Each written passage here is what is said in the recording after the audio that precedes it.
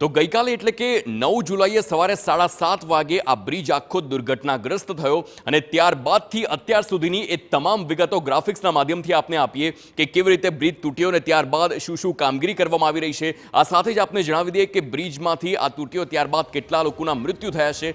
આપ આ TV screen પર જોઈ શકો છો।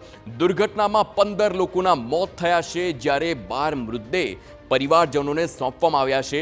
આ હાલની લેટેસ્ટ અપડેટ છે કે કુલ 15 લોકોના મૃત્યુ થયા છે તે સમાચાર આવ્યા છે। 4 વ્યક્તિઓની હજુ પણ કોઈ ભાળ નથી મળી અને એટલા માટે જ જે રેસ્ક્યુની કામગીરી છે તે અવિરત ગઈકાલથી જ ચાલી રહી છે અને હજુ પણ યથાવત છે।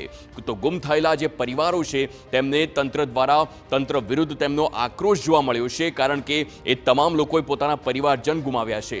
સર્ચ ઓપરેશનની કામગીરી ધીમી થતી હોવાનો પણ આરોપ છે। આ આરોપ એટલા માટે છે કારણ કે ગઈકાલથી અત્યાર સુધીમાં 24 કલાકથી પણ જ્યારે વધુ સમય થયો હોય અને હજુ પણ પરિવારજનની કોઈ ભાળ ન મળી હોય તો આક્રોશ તેમનો જોવા મળી રહ્યો છે।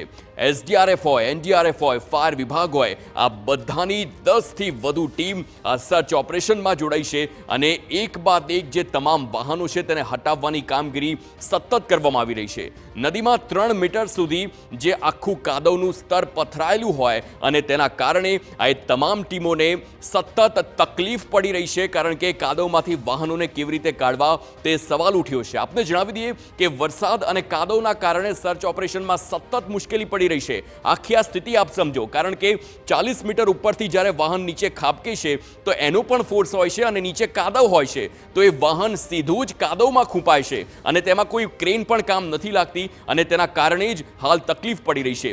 બ્રિજ દુર્ઘટનામાં 6 સભ્યોની કમિટીની તપાસ કરવામાં આવશે। જે 6 સભ્યોની આખી કમિટી બનાવવામાં આવી છે તે આખી કમિટી આખરે આ દુર્ઘટના કેવી રીતે સર્જાય તેની તપાસ કરશે।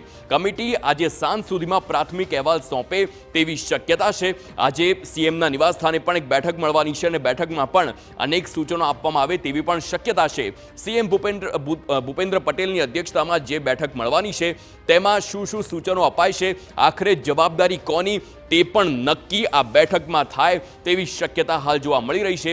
પરંતુ જવાબદારી નક્કી કરવામાં આવે ત્યારબાદથી આગળ વધુ કાર્યવાહી કરવામાં આવશે અને અધિકારીઓને પણ એક કડક સૂચના અત્યારથી જ આપી દેવામાં આવી છે કે કોઈને પણ બેદરકારને છોડવામાં નહીં આવે અને હવે જોવાનું એ રહેશે કે આ બ્રિજ દુર્ઘટના પાછળ કોની આ ગંભીર બેદરકારી સામે આવે છે।